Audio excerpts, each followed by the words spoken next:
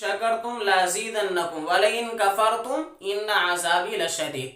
ये अल्लाह की तरफ से उसूल है कि अल्लाह ताला अपनी नेमतें बंदों को अता फरमाते हैं।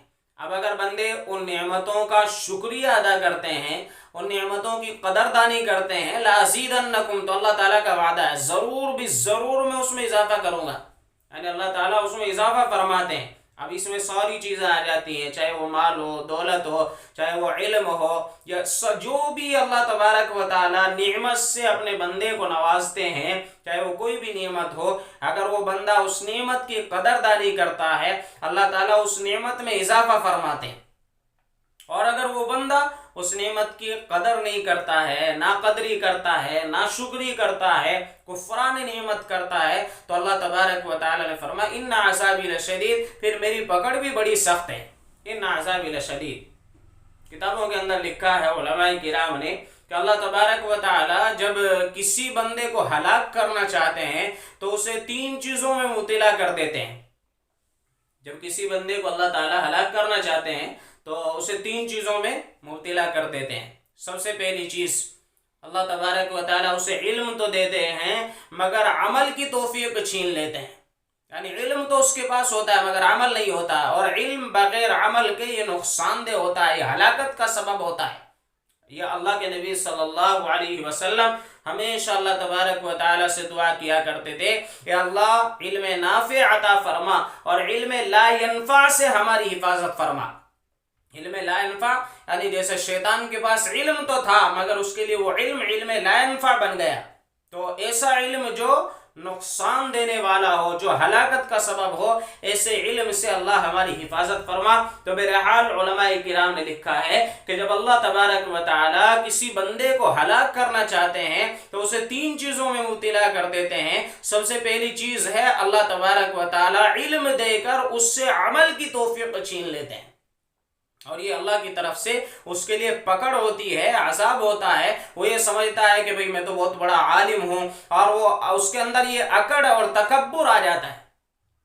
वो अपने इल्म पर घमंड करने लगता है, वो अपने इल्म पर तकब्बुर करने लगता है, वो अपने इल्म पर इतराने लगता है, वो अपने आप को बड़ा समझने लगता है, वो आप दूसरों को अपने से कम दर्जे का समझने लगता है। तो अल्लाह ताला फिर उससे अमल की तौफीक छीन लेते हैं। तो उसके बाद फरमा कि दूसरी चीज़ यह है कि अल्लाह तबारक व तआला उसे नेक लोगों का, अपने वलियों का कुर्ब अता फरमाते हैं मगर उसके दिल से उनकी कदर निकाल लेते हैं।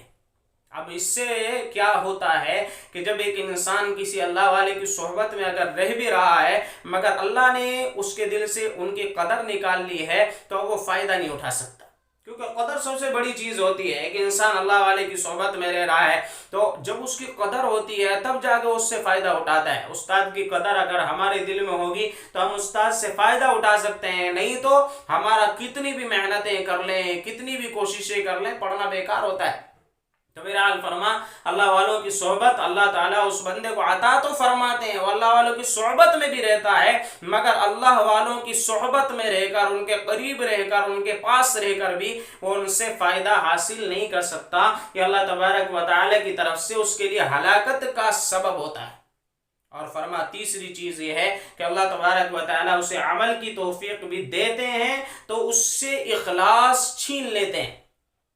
अमल करता है, नमाजें पढ़ रहा है, सब कुछ दीन का काम कर रहा है, बढ़ चढ़ के आगे का काम कर रहा है, लेकिन फरमाया कि अल्लाह ताला ने उससे इखलास की तौफीक छीन ली। तो अगर कोई इंसान जिहाद भी कर रहा है मगर उसके अंदर इखलास नहीं, उसका जिहाद भी कबूल नहीं। एक आदमी शहीद होके भी अल्लाह के यहाँ जाएगा, एक आदमी शहीद होके भी अल्लाह के यहाँ जाएगा और अल्लाह ताला उसे पूछेंगे कि भाई क्या करके आके मैं अपनी गर्दन कटा के तेरे लिए अल्लाह आया हूँ, तो अल्लाह ताला फरमाएंगे तेरे अंदर इखलास नहीं था, रियाकारी थी, दिखलावा था, तो अल्लाह ताला उसके जिहाद को भी कबूल नहीं फरमाएंगे। एक आदमी हाजी हज करके आया होगा लेकिन उसके अंदर इखलास नहीं होगा तो अल्लाह ताला उसके हज को कबूल नहीं फरमाएंगे। रोज़ा रखा होगा, इखलास नहीं है तो अल्लाह ताला रोज़े को कबूल नहीं फरमाएंगे। नमाज पढ़ी, इखलास नहीं, अल्लाह ताला के यहाँ सजदा भी कबूल नहीं।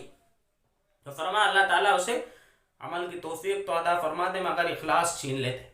अब ये होता किस वजह से, यानी अल्लाह ताला तौफीक भी खुद अता फरमाते हैं, इल्म भी अता फरमाते हैं, लेकिन ये सारी चीज़ें छीन लेते हैं। तो इस वजह सबसे बड़ी वजह उलमाए किराम ने लिखी है कि बंदे के अंदर जब तकब्बुर आ जाता है, घमंड आ जाता है, अपने इल्म पर इतराने लगता है, तकब्बुर करने लगता है, घमंड करने लगता है, या फिर इसी तरह अमल करता है तो अपने आप को बड़ा अच्छा समझने लगता है, दूसरों को कम दर्जे का समझने लगता है, तो फिर उसके अंदर ये अकड़ आने की वजह से, ये मैं आने की वजह से, घमंड आने की वजह से अल्लाह ताला फिर उसे हलाक